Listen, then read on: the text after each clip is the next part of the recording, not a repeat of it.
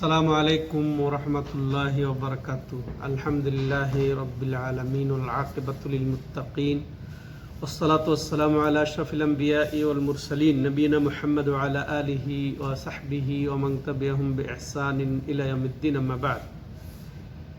সম্মানিত দর্শক ও শ্রোতা মণ্ডলী, আল্লাহ রাব্বুল আলামিনের অশেষ মেহেরবানিতে আমরা রিয়াদস্থ দিরা ইসলামিক সেন্টারে আজকে সংক্ষিপ্ত পরিসরে হজের সংক্ষিপ্ত আলোচনা আপনাদের সামনে তুলে ধরার চেষ্টা করছি। আজকে 1445 হিজরি 28শে জিলকাদা। তো এই কয়েকদিন পরেই সংগঠিত হবে হজ। আলহামদুলিল্লাহ, আমরা হজের মাসে এখন অবস্থান করছি। হজের মাস শুরু হয়ে গেছে রমজানের বিদায়ের হওয়ার সাথে সাথেই। রমজান বিদায়, হজের মাস শুরু, অর্থাৎ শাওয়াল মাসের চাঁদ দেখার পর থেকে নিয়ে জিলহজ পর্যন্ত, এগুলা এই 3 মাস বা তৃতীয় মাসের বা জিলহজ মাসের আংশিককে বলা হয় হজের আইয়াম। আর এটা আল্লাহ রাব্বুল আলামিনের পক্ষ থেকে, যে আল্লাহ রাব্বুল আলামিন যেমন বলেছেন যে হজের আল হাজ্জু আশহুরুম মালুমাত, হজ সংগঠিত হবে নির্ধারিত মাসে। আর সে আশহুরুল মালুমাতই হচ্ছে শাওয়াল, যুলকাদা এবং যুলহিজ্জা। তো এখানে আমরা এখন অবস্থান নিয়েছি আলহামদুলিল্লাহ।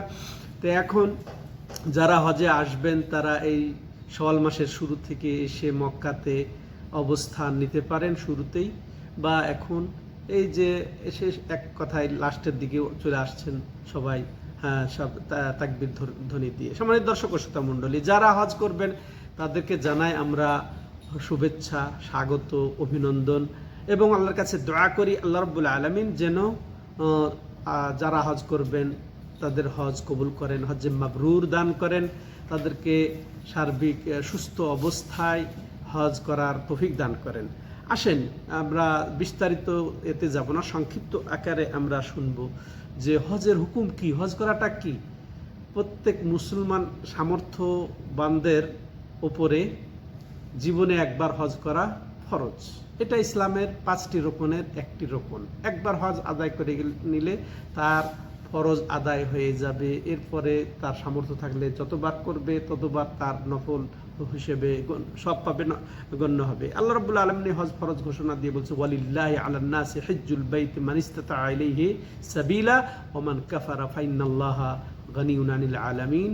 ওয়ালিল্লাহ, এই আলিল্লাহ এটা তো একটা আমাদের জন্য প্রথম মহান শিক্ষা। এটাই নিতে হবে, লিল্লাহ হতে হবে, আল্লাহর জন্যেই। আল্লাহর জন্যেই মানুষের মধ্যে যাদের সামর্থ্য আছে তাদের উপরে আল্লাহর ঘর জিয়ারত করা বা হজ করা ফরজ। আর যাদের ফরজ হওয়া সত্ত্বেও হজ করলো না, হজ অস্বীকার করলো, তাহলে তার হজ থেকে কেন? আল্লাহ সমস্ত জগৎ থেকে মুখাপেক্ষীহীন। আল্লাহ কারো হজের মুখাপেক্ষী নন, কারো ইবাদতের মুখাপেক্ষী নন। সবাই যদি ইবাদত বান্দেগি করে একেবারে ভরে ফেলে দুনিয়া, আল্লাহর কোনো বয়ে যাওয়ার কিছু নেই। কেউ যদি আল্লাহর ইবাদত না করে, আল্লাহ রাব্বুল আলামিন ক্ষতিরও কিছু নেই। অতএব আমাদের নিজেদের জন্য এই হজ। তার রাসূলুল্লাহ সাল্লাল্লাহু আলাইহি ওয়াসাল্লাম যখন খুতবা এক প্রকালে বলছেন, আইয়ুহান নাস কাদ ফারাদা আলাইকুমুল হাজ্জা ফাহুজ্জু, যে হে মানব মণ্ডলী, তোমাদের উপরে আল্লাহ হজ ফরজ করেছেন, অতএব তোমরা হজ করে নাও। তাহলে আল্লাহর পক্ষ থেকে হজ ফরজ, তারপর রাসূলের পক্ষ থেকে হজ ফরজ। সম্মানিত দর্শক ও শ্রোতা মণ্ডলী, আর এটা যত দ্রুত পারা যায়, হজ ফরজ হয়ে গেলে দেরি করার সুযোগ নেই। কারণ আমাদের কারো জানা নাই যে মৃত্যু কখন এসে যাবে, কি না ঘটতে পারে। তেমন আর বর্ণনায় এসেছে, মান আরাদাল হাজ্জা ফালিয়াতাআজ্জাল, যে হজ করতে চায় সে যেন তাড়াতাড়ি হজ করে নেয়। আরেক বর্ণনায় এসেছে যে ফাইন্নাহু মা ইয়াদরি মা ইয়ারিদুল্লাহ, সে জানে না তার সামনে কি না ঘটতে পারে। তো কি না ঘটতে পারে এটা আমরা বলতে পারবো না। সম্মানিত দর্শক ও শ্রোতা মণ্ডলী, অতএব যাদের হজ ফরজ হয়েছে তারা দ্রুত হজ সম্পাদন করবেন, এটাই স্বাভাবিক। হজ যারা করবেন, হজের যারা মনস্থ করবেন, তাদের জন্য কিছু ওসিয়ত। প্রথম ওসিয়ত, যে যেমন আয়াতটিতে বলা হলো ওয়ালিল্লাহ, আল্লাহর জন্যই। তারপর আল্লাহ বলছে ওয়াতিমুল হাজ্জা ওয়াল উমরাতা লিল্লাহ, যে তোমরা হজ এবং উমরাকে আল্লাহর জন্যই পূর্ণ করো, অন্য কোনো হবে না, অন্য লৌকিকতা, সামাজিকতা এমনি বাহ্যিকতা, এমনি তারপরে দুনিয়াবি কোনো স্বার্থে যেন না হয়, একমাত্র আল্লাহর সন্তুষ্টির জন্যই হয়। যেমন রাসূলুল্লাহ আল্লাহ রাব্বুল আলামিন হাদিসে কুদসি এটা বলেছেন যে আনা আগনা শুরাকা আনি শিরকে মান আমিলা আমালান আশরাকা ফিহি মাইয়া গায়রি তারাকতুহু ওয়া শিরকাহু। সে যে আমি যে যত শরিককারীর শিরিক থেকে আমি এটা কি আমি বেনিয়াজ, আমি মুখ, যে এমন আমল করলো যে আমলে কি করলো আমার সাথে অন্য কাউকে শরিক করলো, তো আমি তাকে এবং তার শিরককে বর্জন করলাম। অর্থাৎ মানুষকে দেখানোর জন্যে, মানুষকে শোনানোর জন্য, এটা খুবই গুরুত্বপূর্ণ ইস্যু। সম্মানিত দর্শক ও শ্রোতা মণ্ডলী, খুব গুরুত্বপূর্ণ ইস্যু। আমরা হজে আসলে একটা সার্টিফিকেটের চিন্তা করি যে আল হাজ হব, আমি হাজি সাহেব হব। এই চিন্তায় যদি হজ করা হয়, হজটা বৃথা যাবে আপনার। অতএব এই চিন্তা ভাবনা দূরীভূত করতে হবে। এবং গাল গপ্প যে করা হয় হজ থেকে, যে কি যে গল্প, আমি হজে এই দেখলাম, আমি হজে এই দেখলাম, আমি হজে এই করলাম, এত গল্প কেন যে আপনি শোনাচ্ছেন মানুষকে? যারা জানে না যে আপনি গেছেন, হজে গেছেন, যে তারাও যেন জানে যে আপনি হজ করেছেন, আপনি হাজি সাহেব। খবরদার, এই নিয়ত করলে আপনার হজ বৃথা যাবে। এটাকে ছোট শিরক বলায়, আর রাসূলুল্লাহ সাল্লাল্লাহু আলাইহি ওয়াসাল্লাম এটাতে সবচেয়ে বেশি ভয় পেয়েছেন। তো এটা সূক্ষ্ম, এত সূক্ষ্ম যে মানুষ বুঝতেই পারে না যে সে আসলে লৌকিকতা করছে আর তার হজটাকে নষ্ট করছে। আল্লাহু আকবার। এটা আমাদেরকে অবশ্যই সতর্ক থাকতে হবে। দ্বিতীয় যেটা আমাদের ওসিয়ত হবে, যে হজ আমি একমাত্র আল্লাহর সন্তুষ্টির জন্য করব, সেই হজটা যেন ঠিক নবী সাল্লাল্লাহু আলাইহি সাল্লামের পদ্ধতি হয়, আপনার শুরু থেকে শেষ সম্পূর্ণ আপনি যেন নবী সাল্লাল্লাহু আলাইহি সাল্লামের তরিকায় হজ করেন। কারণ তিনি হচ্ছেন আমাদের মডেল, তিনি আমাদেরকে নির্দেশও দিয়েছেন, খুযু আন্নী মানাসিকাকুম, তোমরা আমার থেকে তোমাদের হজের নিয়ম শুনে নাও, লাআল্লী লা আলকাকুম বা'দা আমি হাদা, সম্ভবত আগামী বছর তোমাদের সাথে আর আমি মিলিত হতে পারবো না। আল্লাহু আকবার। তাহলে তিনি ডাইরেক্ট ট্রেনিং দিয়েছেন সাহাবাদেরকে, যেটা জাবের রাদিয়াল্লাহু তাআলা আনহু বর্ণিত লম্বা হাদিসে তার হজের নিয়ম কানুন আছে। তো এটা তিনি বারবার প্রতিটা পদক্ষেপেই তিনি সতর্ক করে দিয়ে বলেছেন, তোমরা তোমাদের হজের নিয়ম আমার থেকে শিখে নাও। তাহলে সম্মানিত দর্শক শ্রোতা মণ্ডলী, তাহলে রাসূল সাল্লাল্লাহু আলাইহি ওয়াসাল্লাম তরিকা মোতাবেক আমার, এটা শুধু হজের জন্যই নয়, আম কথা, প্রতিটা ইবাদত এই মৌলিক দুটি শর্ত আমাদের মনে রাখতে হবে, যে ইখলাসের সাথে ইবাদতটা হতে হবে আর রাসূলের পদ্ধতিতে হতে হবে। লা ইলাহা ইল্লাল্লাহ ইখলাসের সাথে একমাত্র আল্লাহর ইবাদত। মুহাম্মদুর রাসূলুল্লাহ মুহাম্মদী তরিকায়, নবী সাল্লাল্লাহু আলাইহি সাল্লামের তরিকা মোতাবেক আমাদের মৌখিক এবং তারপর অঙ্গ প্রত্যঙ্গের যেগুলা কর্মকাণ্ড ইবাদত সব কিছুই এই নবী সাল্লাল্লাহু আলাইহি সাল্লামের তরিকায় হতে হবে, হজ কবুল হবে না। তাহলে তৃতীয় ওসিয়ত হচ্ছে যে আমি যেহেতু এখন হজ করব, হজের নিয়ম কানুন আমি ভালোভাবে শিখে নেব। তৃতীয় ওসিয়ত যে হজের নিয়ম কানুন আমি যথাযথভাবে শিখে নেব, বই পড়ে, এবং সঠিক বই আমাকে নির্ধারণ করতে হবে, আলেম ওলামার বক্তব্য শুনতে হবে, আলেম ওলামার শরণাপন্ন হতে হবে। এটা খুব ক্রিটিক্যাল জিনিস। যারা অনেকবার হজ করে তারাই ভুল করে, আর আপনি তো প্রথম হজে যাচ্ছেন। অতএব খুব একেবারে নিখুঁতভাবে, যথাযথভাবে আপনাকে হজের নিয়ম কানুন শিখতে হয়। হজের শর্ত কি, তারপর হজের রকন বা ফরজ কি, হজের ওয়াজিবগুলা কি, হজের সুন্নতগুলা কি, যাতে আপনি সুন্দরভাবে হজ করতে পারেন। তারপরে আমি বলবো যে আপনি সৎসঙ্গী গ্রহণ করবেন, সৎসঙ্গী গ্রহণ করবেন হজে, এবং আলেম ওলামার সাথে হজ করার চেষ্টা করবেন, এটাও জরুরি। তারপরে আপনি হজে যাওয়ার আগে তওবা করবেন। তওবা মানে কি, যে আপনার বিগত জীবনে যা গুনাহ হয়েছে, আপনি বিগত গুনার জন্য আপনি আল্লাহর কাছে লজ্জিত হবেন, বর্তমানে গুনাহ ছেড়ে দিবেন, ভবিষ্যতে গুনাহ করবেন না, এই মর্মে ওয়াদা দেবেন। এটা একেবারে আপনি পূর্ণ নিষ্পাপ হয়ে যাবেন। আর তাওবা তাতুব্বু মা ক্বাবলাহা, তওবা এমন জিনিস যে বিগত জীবনে যা ঘটে থাকে তা ফিনিশ হয়ে যায়, তাকে আল্লাহ রাব্বুল আলামিন মিটিয়ে দিয়ে থাকেন। তাহলে এই গেল। আরো কি, যে আমরা অবশ্যই যে হজে যে যাব, শুধু আমি নিজে ভালো থাকবো তা যেন না হয়। মানুষকে হয়তো মানুষ সলাতে গাফলতি করছে, সলাতের হুকুম দেব, সৎ কাজের হুকুম দেব, ভালো কথার আমরা নির্দেশ দেব, এবং যারা অন্যায় করছে, যারা মিথ্যা বলছে, তারা গীবত করছে, যারা সময় অপচয় করছে, যারা গেমে ব্যস্ত, মোবাইলে ফেসবুক ইউটিউবে ব্যস্ত, তাদেরকে বুঝাবো। হজে গিয়ে এদেরকেও বুঝাবো। সম্মানিত দর্শক, তেমনইভাবে আমি ওসিয়তনামা লিখে যাব। আমি হজে যাচ্ছি, ঠিক আছে, আমার কাছে অমুক অমুক এই পাবে, আমার কাছে অমুক পাওনা এই সেই হ্যাঁ, আত্মীয় স্বজনকে, বিশেষ করে ছেলে মেয়ে স্ত্রী পরিজনকে ওসিয়ত করে যাওয়া, হ্যাঁ, এবং যার সাথে লেনদেন আছে ওসিয়ত করে যাওয়া। সম্মানিত দর্শক ও শ্রোতা মণ্ডলী, তেমনি শেষ কথা যে ওসিয়ত হিসেবে এটা বলবো আমরা যে হজযাত্রী ভাই বোনদেরকে যে আপনারা অবশ্যই হজে আল্লাহর সন্তুষ্টি কামনা করবেন, নেকির আশা করবেন, যে হজের মাধ্যমে আমি নেকি অর্জন করব, অন্য কোনো কিছু নয়। তেমনিভাবে সম্মানিত দর্শক ও শ্রোতা মণ্ডলী, যে যত গুনাহ থেকে আমাদেরকে বিরত থাকতে হবে হজে গিয়ে, কোনো রকমের গুনাহ যেন না হয়। আর এই গুনাহমুক্ত হলে তার ফায়দা কি হবে সেটাও আমি বলবো সম্মানিত দর্শক ও শ্রোতা মণ্ডলী, যে হজ্জে মাবরুর যেন হয়। যেমন রাসূলুল্লাহ সাল্লাল্লাহু আলাইহি সাল্লাম বলেছেন, আল হাজ্জুল মাবরুর লাইসা লাহু জাযা ইল্লাল জান্নাহ, হজ্জে মাবরুর কেউ যদি পেয়ে যায় তার প্রতিদান এক জান্নাত ছাড়া আর কিছু হতে পারে না। আর হজ্জে মাবরুর কোনটা হবে সেটাও আমি সংক্ষেপে বলি। হজ্জে মাবরুর হচ্ছে যে আপনার হজটা একান্তই ইখলাসের সাথে হবে, একমাত্র আল্লাহর সন্তুষ্টির জন্য হবে। দ্বিতীয়ত যে সেই হজটা হবে আপনার রাসূল সাল্লাল্লাহু আলাইহি সাল্লামের তরিকা মোতাবেক।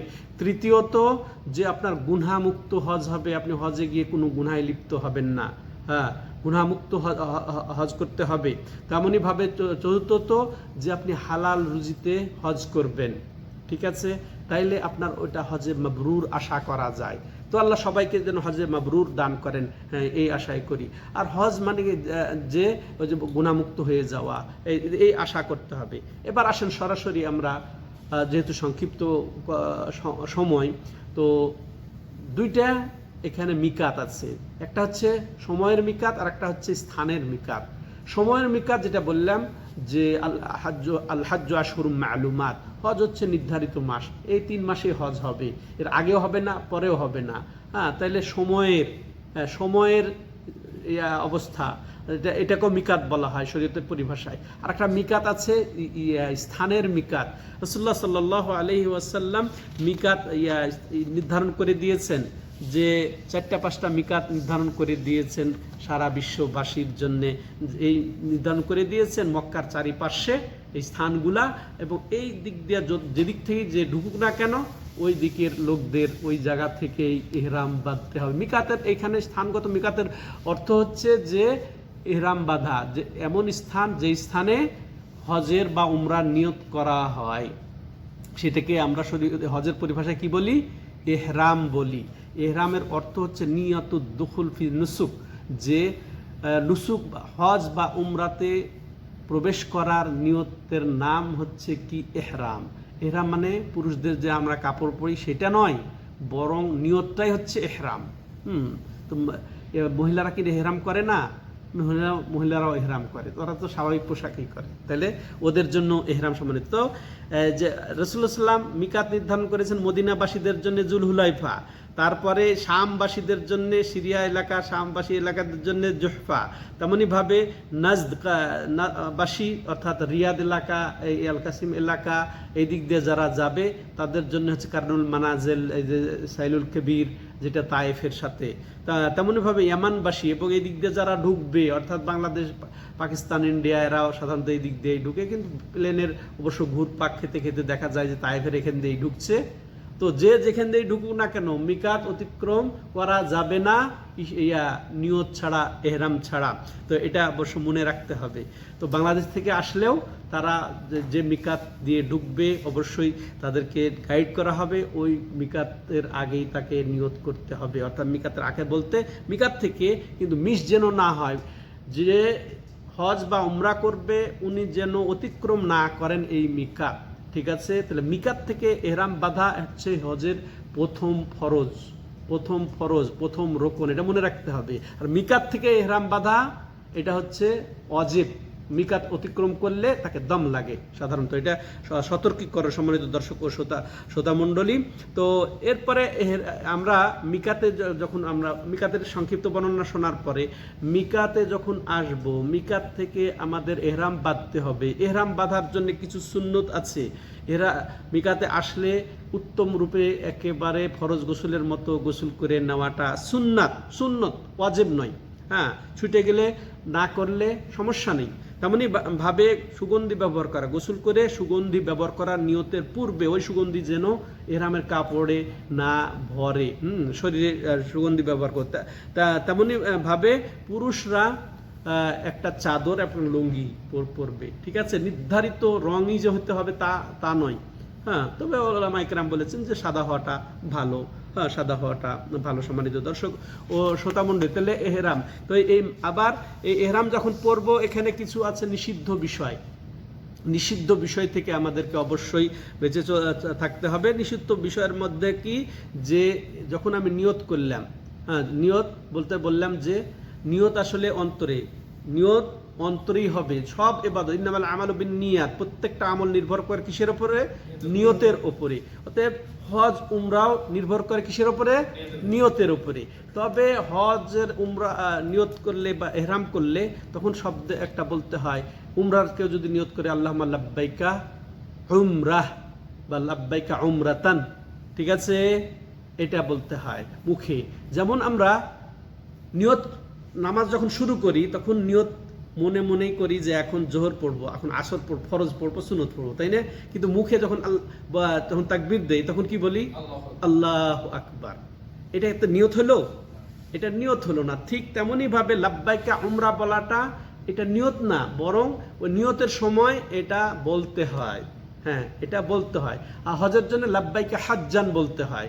তামাত্তু করলে লাব্বাইকা উমরাতান মুতামাত্তিআন বিহা ইলাল হজ্জ, এটা বলতে হয়। ইনশাআল্লাহ আপনারা ভালো করে শুনবেন। তাইলে প্রথম কথা যে এই যে নিয়তের বলছিলাম যে নিয়তের করার পরে, নিয়ত করার পরে চুল ছোট নাড়া করা যাবে না, চুল ফালানো যাবে না, এটা এহরামের নিষিদ্ধ বিষয়ের একটি। তেমনি ভাবে এহরাম নিষিদ্ধ যে নখ কাটা যাবে না, নখ চুল কিছু কাটা যাবে না। তেমনি ভাবে মাথা ঢাকা যাবে না, পুরুষদের জন্য মাথা ঢাকা যাবে না, পুরুষের জন্য স্বাভাবিক পোশাক পরা যাবে না, যেটা স্বাভাবিকভাবে সিভিল ড্রেস যেটা, সেটা পরা যাবে না। ওই যে চাদর এবং লুঙ্গি, এটাই এটাই এটাই সে পরবে। তেমনি ভাবে সুগন্ধি ব্যবহার করা যাবে না, কোনো রকমের সুগন্ধি ব্যবহার করবে না সে। তেমনি ভাবে স্ত্রী সহবাস করবে না, বা স্ত্রী সহবাসের দিকে নিয়ে যায় এরকম জিনিস সে অংশগ্রহণ করবে না।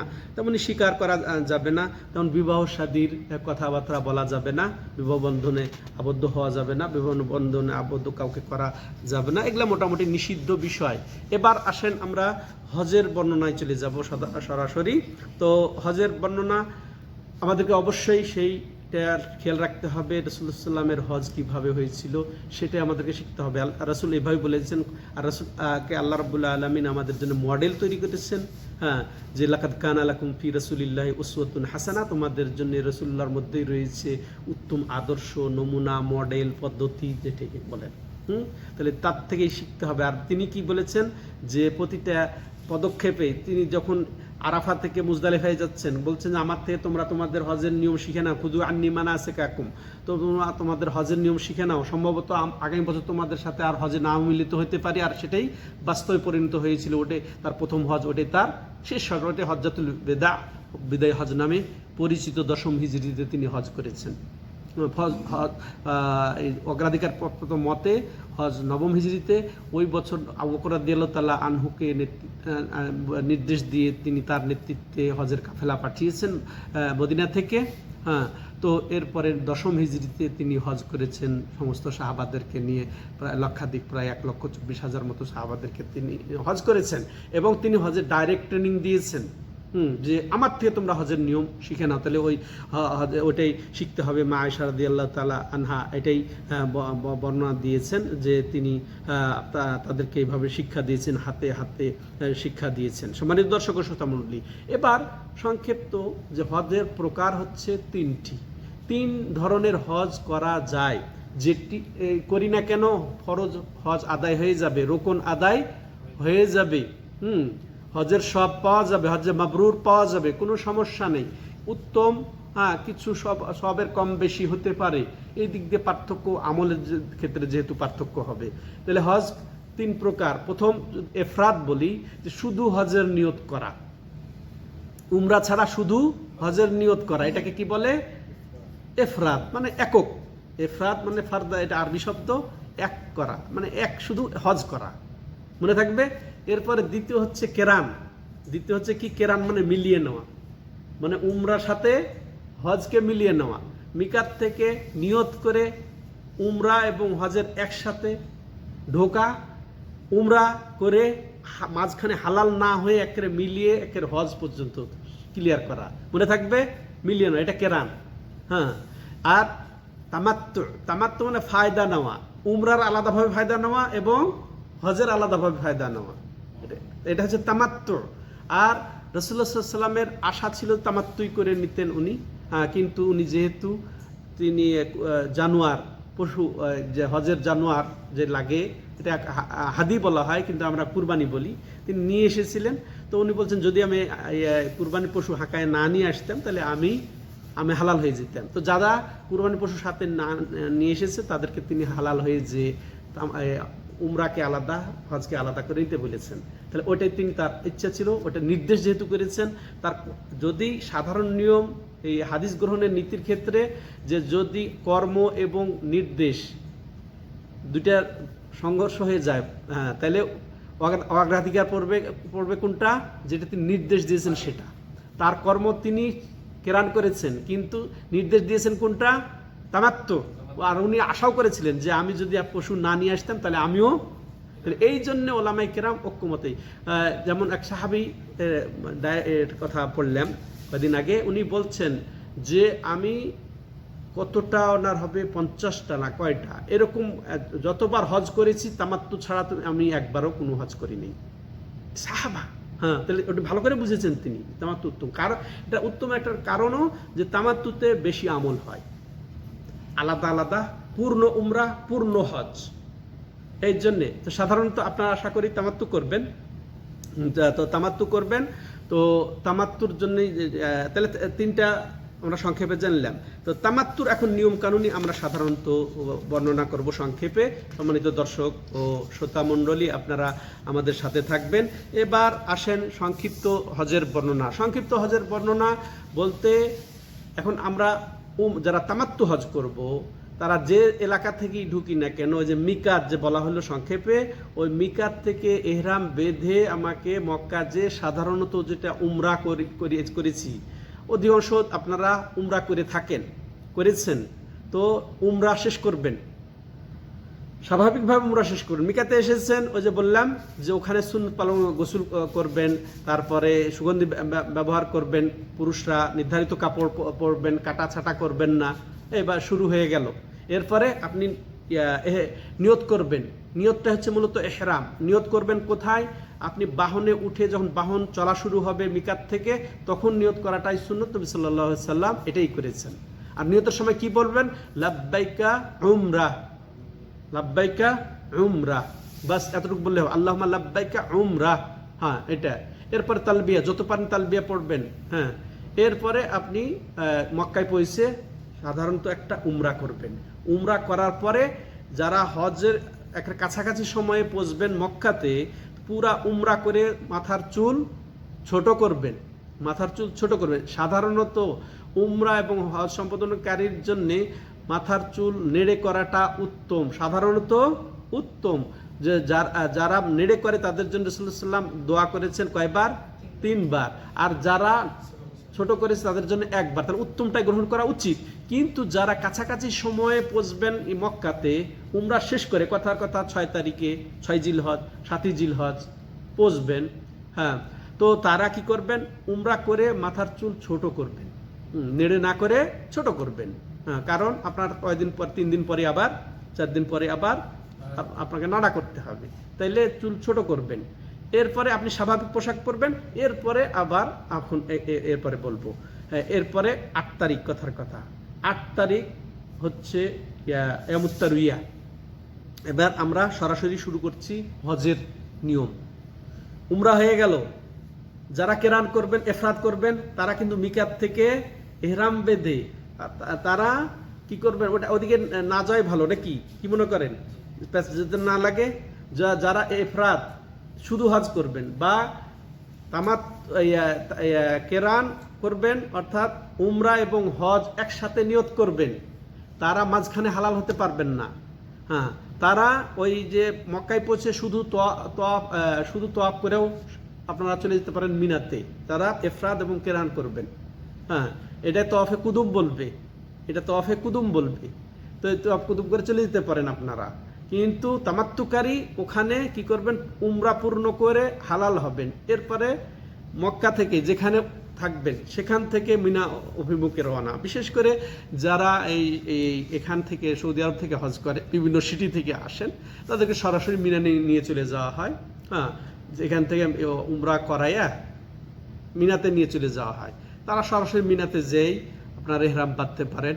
বা যারা এখন বর্তমানে মক্কাতে অবস্থান করছেন, হাজিরা যারা বহিরাগত বাইরে থেকে এসেছেন, তারা যেখান থেকে মিনার উদ্দেশ্যে যাবেন সেখান থেকেই ঠিক মিকাত থেকে যেমন এহরাম বাঁধার আপনি নিয়ম ফলো করেছেন, ওইভাবেই আপনি ওখানে এহরাম বাঁধার কার্যকলাপ করবেন। হ্যাঁ, গোসল করবেন, উত্তম সুগন্ধি ব্যবহার করবেন, কাপড় চেঞ্জ করবেন, নিষিদ্ধ জিনিস থেকে এখন থেকে করবেন। এরপর কি বলবেন আপনি, লাব্বাইকা হাজ্জান, লাব্বাইকা হাজ্জান। যারা এখান থেকে যান তাদেরকে যদি মিনা নিয়ে চলে যায়, হ্যাঁ 6 তারিখে 7 তারিখে আপনি হালাল অবস্থায় আছেন উমরা শেষ করে, তাইলে ওই মিনাতে তাবুত থেকেই আপনি ওই সকালবেলা অর্থাৎ 8ই জিলহজের সকালবেলা জোহরের পূর্বে, হ্যাঁ জোহরের পূর্বে আপনি কি করবেন, লাব্বাইকা হাজ্জান বলে ওখান থেকেই আপনি ইহরাম বেঁধে আপনি হজে প্রবেশ করবেন। এটা 8 তারিখ। তো 8 তারিখ সকালবেলা থেকে নিয়ে 5 ওয়াক্ত ওখানে পড়া সুন্নত মিনাতে, অর্থাৎ ফজর, জোহর, আসর, মাগরিব, এশা, আপন আপন সময়ে 4 রাকাত বিশিষ্ট নামাজগুলা 2 রাকাত পড়া এখানকার সুন্নাত। ঠিক আছে, এরপরে পুরা দিন মিনা দিবস এখানে থাকাটা সুন্নাত। এই 8 তারিখের আমলগুলা কি সুন্নাত। এরপরে ওখান থেকে রাত্রে হয়তো নিয়ে চলে যেতে পারে অনেক সময়, বা সকালে নিয়ে যায়, সকালে যাওয়াটাই হচ্ছে সুন্নাত উত্তম। অর্থাৎ আরাফাতে কোথায় যাব, 9 তারিখ সকালবেলা আরাফায় যাব। হ্যাঁ, মিনা থেকে আরাফায় যাব। তো আরাফায় পৌঁছা জোহরের সময় হয়ে যায়, অনেক সময় সকালে যায়, অনেক সময় হয়তো রাত্রেই 8 তারিখ দিবাগত রাতেই চলে যায়, অসুবিধা নেই, আগে যাওয়া যায়, কোনো সমস্যা নেই। হ্যাঁ, ওখানে যে পৌঁছে আমরা আরাফায় নির্ধারিত জায়গা করে নিব। আর এইটা হচ্ছে খুবই গুরুত্বপূর্ণ, এটা সর্বপ্রধান রুকুন। হজের কয়টা রুকুন, হজের রুকুন হচ্ছে 4টা, এহরাম যেটা সেরেছি, তারপর দ্বিতীয় রুকুন হচ্ছে আরাফায় অবস্থান নেওয়া, এটা শুধু দ্বিতীয় রুকুন না, এটা প্রধানতম রুকুন। কারণ রাসূল সাল্লাল্লাহু আলাইহি ওয়াসাল্লাম আল হাজ্জু আরাফা, আরাফা অবস্থান করাটাই হজ, গুরুত্বপূর্ণ, এটা গুরুত্ব আরোপ হয়েছে এটা। অতএব আরাফা যদি অবস্থান না হয় হজ নাই, হজ বাতিল হয়ে যায়। আর আরাফা আরও এই জন্যেই যে নির্ধারিত সময়ের মধ্যেই আপনাকে ওখানে অবস্থান নিয়ে পূর্ণ করতে হবে এই অবস্থানটা, নাহলে আর তোয়াফ সাইড লম্বা টাইম আছে, তাই না, তোয়াফ সাইড লম্বা টাইম আছে, তো এটা অত্যন্ত গুরুত্বপূর্ণ। আর আরাফার নির্ধারিত সীমা আছে, নির্ধারিত সীমাতেই আপনাকে অবস্থান নিতে হবে নিশ্চিত হয়ে। হ্যাঁ, এখানে এর জোহর থেকে নেই মূলত অবস্থানের সময়। জোহর যখন হবে তখন জোহর আসর একসাথে, এক আজান, 2 একামতে 2 রেকাত করে পড়াটাই সুন্নাত। অনেকে এই সুন্নত পালন করে না, মাযহাবের দোহাই দিয়ে তারা এই সুন্নতকে প্রত্যাখ্যান করে নিজের মন মতো তারা নিজের মাযহাবের দোহাই দিয়ে মাযহাব মতো তারা পূর্ণ নামাজ আদায় করে না। এটা নবী সাল্লাল্লাহু আলাইহি ওয়াসাল্লাম পড়েছেন, মক্কা মদিনা সব হাজিদেরকে নিয়ে ওখানে 4 রাকাত বিশিষ্ট নামাজ 2 রাকাত পড়েছেন। ঠিক আছে, এবং একসাথে পড়েছেন, এক আজান 2 একামতের মধ্যে জোহরের প্রথম ওয়াক্তেই এটা তিনি আদায় করে নিয়েছেন ফ্রি হওয়ার জন্য। একের মাগরিব পর্যন্ত সালাতের আর ব্যস্ততা না রেখে তিনি বাস দোয়াতে মগ্ন হয়ে গেছেন। তিনি খুতবা দিয়েছেন, খুতবা শোনাটা সুন্নাত। তো যাই হোক, মাইকে যদি শোনা যায় তো শুনলেন, রেডিওতে শোনা যায় শুনলেন, এখন তো মোবাইলে শুনতে পারেন শুনলেন। কিন্তু এই যে আপনি জোহর আসর পড়ে নিলেন, এরপর দোয়ার জন্য ফ্রি হয়ে গেলেন একের মাগরিব পর্যন্ত অবস্থান নেওয়াটা ওয়াজিব, কিন্তু আরাফায় অবস্থান নেওয়াটা রোকন বা ফরজ। ঠিক আছে, আর এখানে খুব দোয়ার অন্যতম জায়গা, বরং সেরা জায়গা এটা।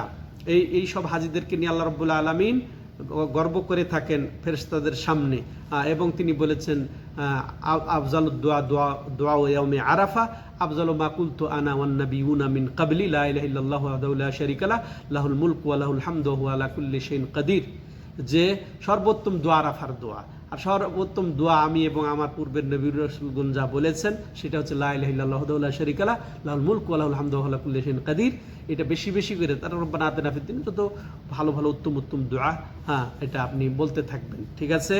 এরপরে সূর্য ডুবলে আরাফা সীমা অতিক্রম করতে হবে। আগে অতিক্রম করলে ওয়াজিব হয়ে যাবে কি দম, জরিমানা। তাইলে ওটা যেহেতু সবাই মাশাআল্লাহ দলে যায়, জানাশোনা লোকের মাধ্যমে যায়, এটা কম হয়ে থাকে, কিন্তু এটা নিশ্চিত হবেন আপনিও যে সূর্য ডুবেছে, তারপরে আপনি সীমা অতিক্রম করছেন মুজদালিফার দিকে, এবং লাব্বাইকা ধ্বনি দিতে দিতে আপনি মুজদালিফা পৌঁছেন, ধীরে ধীরে পৌঁছবেন প্রশান্তির সাথে। মুজদালিফায় গিয়ে আপনার প্রথম কাজ হবে, এখানে কিন্তু মাগরিব পড়বো না, যদিও সূর্য ডুবে যাচ্ছে। সুন্নত হচ্ছে ওই এতে মুজদালিফায় গিয়ে মাগরিব এবং এশা এক আজান দুই একামতে এশার টাইমে আদায় করা, এটাই হচ্ছে সুন্নাত, ঠিক আছে। হ্যাঁ, তাহলে প্রথম সময় পাথর টোকানোর জন্য মানুষ ব্যস্ত হয়ে যায়, এটা খেলাফ। হ্যাঁ, আগে আমরা নামাজ আদায় করব, মুজদালিফায় গিয়ে মাগরিব 3 রাকাত, এশা 2 রাকাত আদায় করব, পারলে আমরা পড়ে নিব, ওয়েতের পড়ে নিব। আর সুন্নত রাতে বাগুলা রাসূল সাল্লাল্লাহু পড়েন নাই সফরে, হজ সফরে পড়েন নাই, তাহলে এটা আমরা আগেও পড়তে পারি বা ফজরের আগেও পড়তে পারি। বেতেরটা শুয়ে যাব, ঘুমিয়ে যাব, তেলাওয়াত, দোয়া, জিকির বা গল্প গুজব না করে সারাদিন আপনি পরিশ্রম করেছেন, শুয়ে যাওয়াটা এটাই উত্তম। একেবারে ফজরের প্রথম ওয়াক্তে উঠে, হ্যাঁ, ওটা মাশারুল হারাম মুজদালিফা, ওটা মসজিদ এলাকা, যেটা মসজিদ আছে ওটা মাশারুল হারাম, ওখানে যেতে পারলে ভালো, নাহলে যেখানে আপনাদের কোম্পানি আপনাকে জায়গা করে দিবে সেখানেই সুন্দর করে ঘুমাবেন। এরপরে ওখান থেকে ফজরের নামাজ সুন্দরভাবে আদায় করবেন। ফজর নামাজ পড়ে রাসূলুল্লাহ সাল্লাল্লাহু আলাইহি ওয়াসাল্লাম হাত তুলে দোয়া করেছেন, ঠিক আছে। হাত তুলে আপনি দোয়া করবেন যতটুকু পারেন। এরপরে সকাল ফর্সা, পুরা ফর্সি, সূর্য ওঠার আগেই পুরা ফর্সা হয়ে যাওয়ার সময় আপনি মিনাতে পৌঁছে জামরায়ে আকাবা, বড় জামরা, লাস্টের জামরা, এদিক থেকে যেতে, মিনা থেকে যেতে লাস্টে যেটা মক্কার নিকটতম যেটা, সেটাকে জামরায়ে আকাবা বলা হয়, বড় জামরা। ওইটাতে আপনি 7টা পাথর মারবেন। পাথর মুজদালিফা থেকে নিতে পারেন, জরুরি না, মিনা থেকেও নিতে পারেন, যে কোনো মক্কার জায়গা থেকে নিতে পারেন, ঠিক আছে। হ্যাঁ, তাহলে এই পাথরের অত চিন্তার কারণ নেই। তো 7টা ওই দিন পাথর মারবেন, একটা একটা করে। বুটের দানা, কাবলি বুটের দানার মতো হবে, বড় হবে না, ছোট যেন না হয়। তো ওইভাবে নেবেন, একটা করে মানা, আল্লাহু আকবার, আল্লাহু আকবার 7 বার। আর এরপরে কোনো দোয়া নাই, এটাতে কোনো দিনই দোয়া নেই। প্রথম দিন 10 তারিখে শুধু জামরায়ে আকাবা, বড় জামরায় পাথর মারছেন, দোয়া নেই। এরপরে 2 দিন মূলত থাকবে, এটাই সাধারণত এখন হচ্ছে। ওই 2 দিনে 3টা করে মারতে হবে, ঠিক আছে, ওটা পরে বলছি। আপনি পাথর মারলেন, এরপরে আপনি মাথার চুল নেড়ে করবেন। এখানে একই দিনে টোটাল 5টা কাজ। এই 10 তারিখে, জিলহজ মাসের 10 তারিখ, এমন নাহার, কুরবানির দিন, এই তারিখে হাজিদের জন্য কয়টা আমল? 10টা আমল। প্রথম আইসা পাথর মারা, এবং শ্রেণীমতো এটা ভালো, উত্তম সুন্নত নবী সাল্লাল্লাহু আলাইহি ওয়াসাল্লাম করেছেন, কিন্তু আগে পরে করা অসুবিধা নেই, এটা রাসূলের জামানায় রাসূল সাল্লাল্লাহু আলাইহি ওয়াসাল্লাম এটা রুখসাত দিয়েছেন। হ্যাঁ, তো প্রথম কি? পাথর মারা। পাথর মারার পরে আপনি কি করবেন? কুরবানি। যদি কুরবানি পয়সা দিয়ে দেন, এতে হয়ে যাবে, ওটা আর টেনশন নেই, করে ফেলেছে। তৃতীয় কাজ শ্রেণীমতো, যে মাথার চুল নেড়ে করা, আজকে নেড়ে করবেন আপনি। তারপরে তোয়াফ, তারপরে সাই, তোয়াফের পরে সাই। এই দিনে যে কোনো 3টার একটা কাজ করলে আপনি হালাল হয়ে যেতে পারবেন। কথার কথা যে আপনি এসে পাথর মারলেন, তারপরে কুরবানি করলেন, হালাল। পাথর মারলেন, মাথার চুল নেড়ে করলেন, হালাল। পাথর মারলেন, তোয়াফ চলে গেছেন সরাসরি পাথর মেরে, আর কোনোটাই করলেন না, তোয়াফ করেছেন, হালাল হয়ে যেতে পারবেন। এটাকে বলা হয় প্রথম হালাল। প্রথম হালালে সবই আপনার জন্য হালাল হয়ে যাবে, জায়েজ হয়ে যাবে, শুধু স্ত্রী ছাড়া। আর সর্বশেষ হালাল কেমন? পুরোপুরি হালাল কেমন? তোয়াফ সাই করে নিলে আপনি পুরোপুরি হালাল হবেন, ঠিক আছে। ওই দিনই তোয়াফ সাই করে নিলে আপনি পরিপূর্ণ হালাল হয়ে যাবেন, ওইটা। কিন্তু যে ওই দিন রাসূলুল্লাহ সাল্লামকে যে এসে যেভাবে বলেছেন যে আমি তো আগে এটা করে ফেলেছি, এফআল ওয়ালা হারাজ, করো সমস্যা নেই, এফআল ওয়ালা হারাজ, এইভাবে এটা একটা উম্মতের প্রতি রহম এসে গেছে, আল্লাহ রাব্বুল আলামিনের পক্ষ থেকে এটা সহজ করে দেওয়া হয়েছে। তো যদি ওইভাবেই করতে হতো তাহলে আরো মানুষ কত ভিড়ে কষ্ট পেত, তাই না? তাহলে এখানে কোনো ইয়ে নেই। কিন্তু আমাদের হানাফি মাযহাবের ভাইয়েরা মনে করে এটাকে আমাকে করতেই হবে। এই জন্য দেখা গেছে ওই দিন সারাদিন তারা ইহরামের কাপড় নিয়ে ঘুরছে, যে কুরবানি হয়েছে কি হয় নাই তারা যতক্ষণ সময় না শুনতে না পারবে ততক্ষণ তারা হালাল হবে না। এটা নিজের উপরে চাপিয়ে নিয়েছে, বাধ্য করে নিয়েছে। হ্যাঁ, এটা এটা আগে পরে করাটা জায়েজ আছে, ওটা যদি আপনি করতে পারেন ভালো, ঠিক আছে, কিন্তু জায়েজ আছে। জায়েজের জন্য আপনি সারাদিন, এমনকি রাত্র পর্যন্ত দেখা গেছে যে তারা কাপড় নিয়ে ঘুরছে যে আমার কুরবানি হয়নি, কুরবানি দিতে পারেনি। অনেকে তো নিজে কুরবানি দিবে এই আশায় যে এখনো দিতে পারে নাই, ওইভাবেই আছে, এটা থেকে এড়িয়ে যাবেন। বাস আপনি পাথর মারবেন, মাথার চুল নেড়ে করে দিবেন, হালাল হয়ে যাবেন। পাথর মারবেন, যদি চলে যাবেন তওয়াফ করতে, তওয়াফ করে হালাল হয়ে যাবেন ওই এতে হারামের ওই আশপাশেই, ঠিক আছে। এটা গেল 10 তারিখ ইয়ামুল হজ্জুল আকবারও বলা হয়, যে সবচেয়ে বড় হজের দিন। আর দেখেন 5টা কাজ। এরপরে আপনি মিনাতে অবস্থান, এটা ওই রাত্রে মিনাতে অবস্থান করা আপনার জন্য ওয়াজিব। মুজদালিফাতে রাত্রে অবস্থান করা ওয়াজিব ছিল। এরপরে এই 10 তারিখ দিবাগত রাতও মিনাতে অবস্থান করা ওয়াজিব। অনেকে কি করে, তওয়াফ এবং সাই করতে মক্কায় আসে আর ফিরে যায় না, ভুল করে, ওয়াজিব ছেড়ে দেয়। একদিক খুব নিয়ে টানাটানি, হালাল হবে না। আর একদিন সে মিনাতে রাত্রি যাপন না করে সে মক্কা হোটেলে যে আরামে যাপন করছে, মিনাতে যায় না। দেখছেন অবস্থা। তাহলে এটা যেন না হয়। আপনি হারামে মক্কা তওয়াফ এবং সাই করতে আসলেও কি করবেন, ফিরে যাবেন মিনাতে, এই রাত্রি অবস্থান নিতে হবে মিনাতে, এটা ওয়াজিব। এরপরে আপনি ওখানে নামাজ পড়বেন 4 রাকাত বিশিষ্ট 2 রাকাত এবং আপন আপন সময়ে, ঠিক আছে।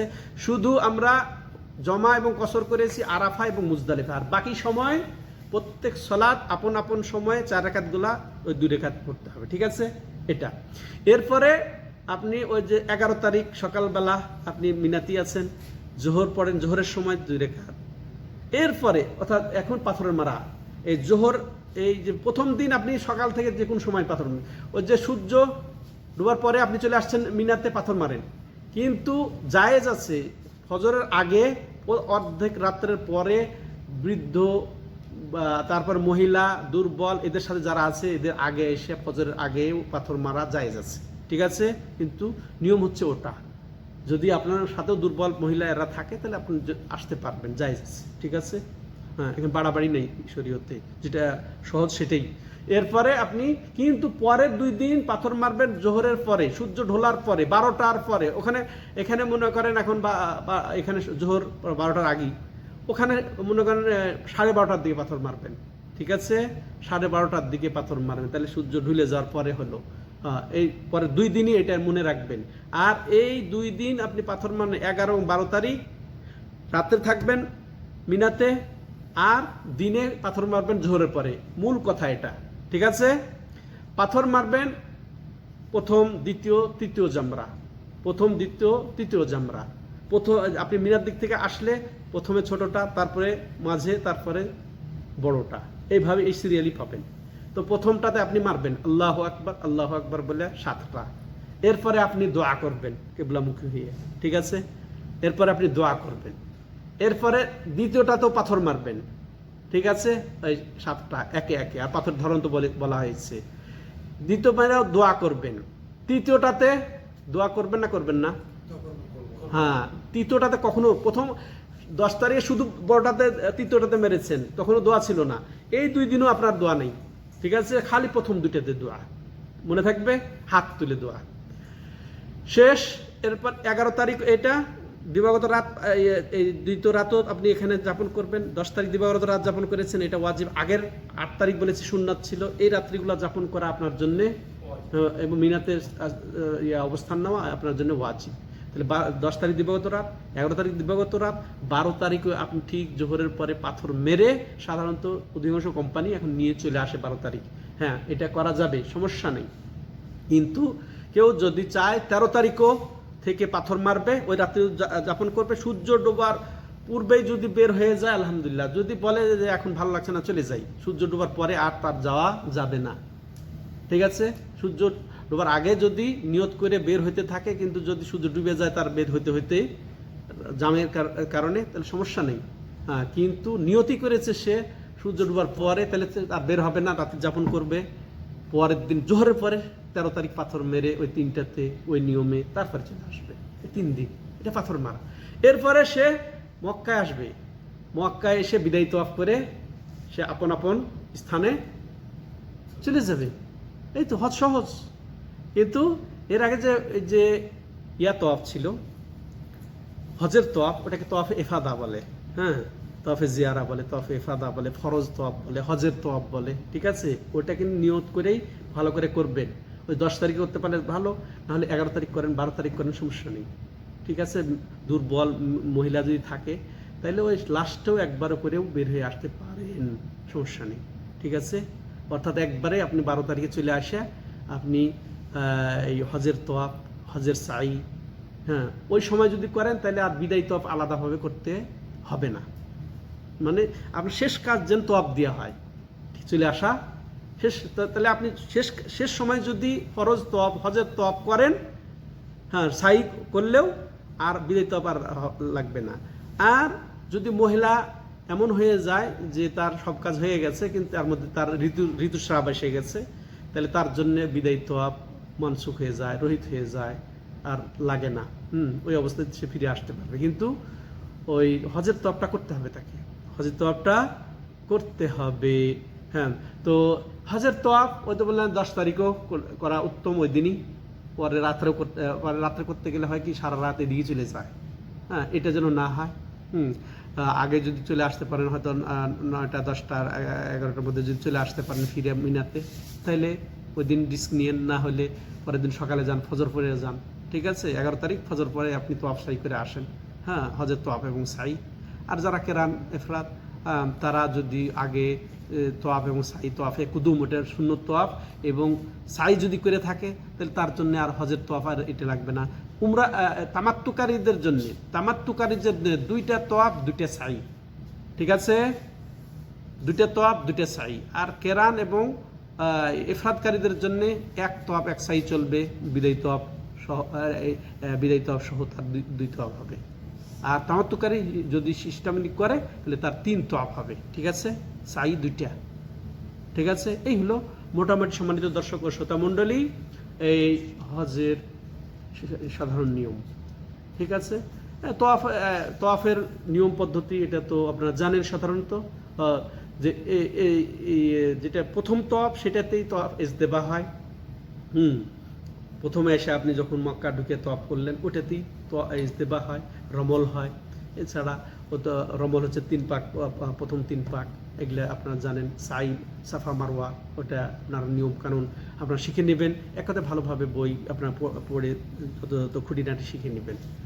তো সম্মানিত দর্শক ও শ্রোতা মণ্ডলী, আজকে এ পর্যন্তই সংক্ষিপ্ত হজের বর্ণনা। আমরা এর পর্বে 5 মিনিটে আমরা হজের প্রচলিত ভুল নিয়ে কিছু কথা বলবো। তো প্রচলিত কথা বলবো, ততক্ষণ আপনারা আমাদের সামনে থাকবেন।